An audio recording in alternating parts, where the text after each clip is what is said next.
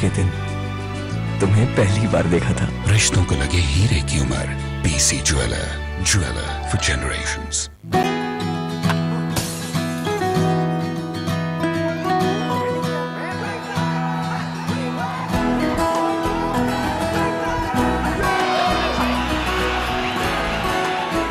हर घर में अनगिनत सपने सजते हैं। बनाओ एक ऐसा घर जो उन्हें हमेशा अटूट रखे।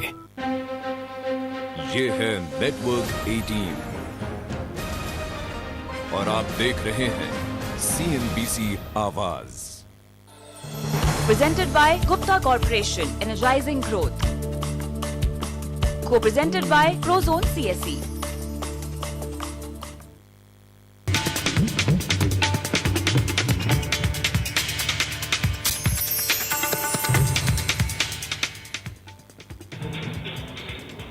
Welcome back. Future cities of India Nagpur में आपका एक बार फिर से स्वागत है।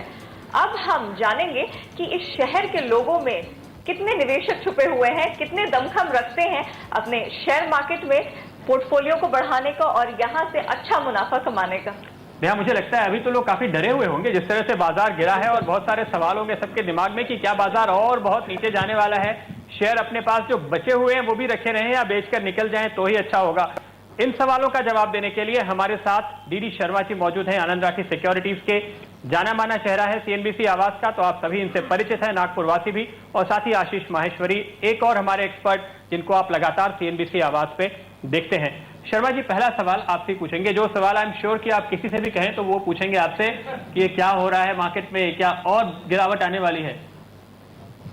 देखिए, बाजार में वॉलेटिलिटी कितनी और कब तक चलती है, और एक्सेसिस बाजार में दोनों तरफ होते हैं, अति होती है। बाजार एक्चुअल में एक तरह से एक्सट्रीमिस्ट का बाजार है, चाहे वो फाइनेंशियल एक्सट्रीमिस्ट हो, क्योंकि आप देखते हैं जब तेजी आती है तब कई बार वैल्यूएशन से बियॉन्ड वैल्यूएशन, इतने ऊंचे वैल्यूएशन चले जाते हैं, इतने महंगे स्टॉक हो जाते हैं कि आप इमेजिन नहीं कर सकते, और फिर भी वो और ऊपर बढ़ते जाते हैं। मुझे याद है एक बार जब बाजार बहुत तेजी में था तो उस समय किसी ने वल्लभ भंसाली से पूछा कि इतना एक्सट्रीम हो रहा है, इतने वैल्यूएशन एग्रेसिव हो गए हैं, अभी और कितने समय तक चलेगा? उसने कहा कोई पता नहीं है, मुझे भी नहीं पता कब तक ये एक्सट्रीमिज्म चलेगा। आपको ध्यान हो तो 2002 की जो IT की तेजी थी, बेहुदा हद तक 100 टाइम्स जो है प्राइस टू इक्विटी, वो प्राइस टू अर्निंग रेशियो हो गए थे, और यू कांट से कि यहां रुकेगा।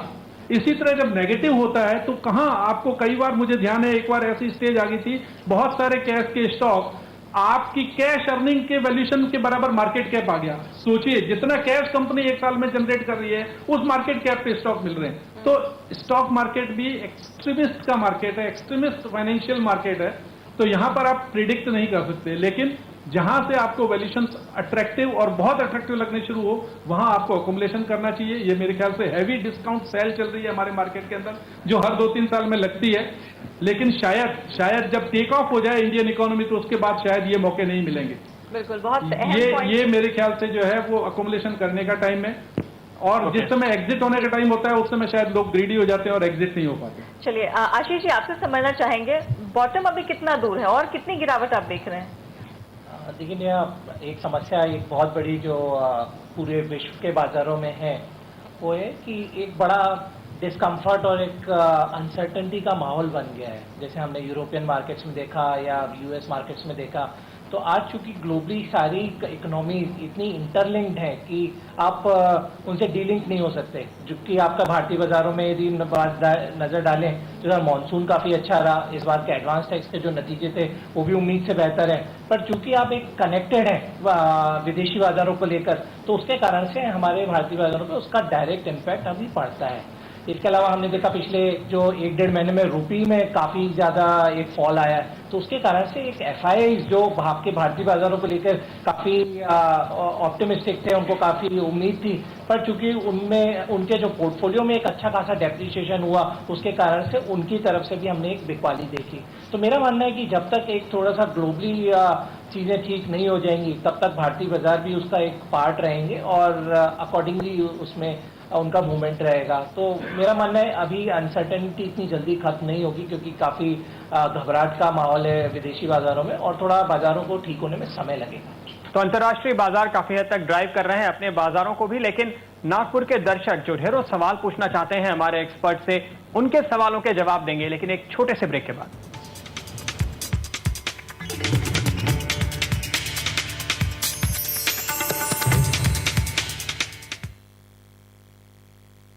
महाराष्ट्र राज्य के जितने भी खनिज है उतने सारे नागपुर के 5 जिलों में हैं। यहीं से बिजली तैयार होती है, कोयला यहाँ से है, 100% कोयला हमारे एरिया में। लोगों की एक स्टैंडर्ड ऑफ लिविंग में भी कुछ वृद्धि हुई है ऐसा दिखता है। Gupta energising growth present future cities of India, अब आपके शहर नागपुर में 24 सितंबर। फ्यूचर सिटीज ऑफ इंडिया, अब कोई शहर छोटा नहीं।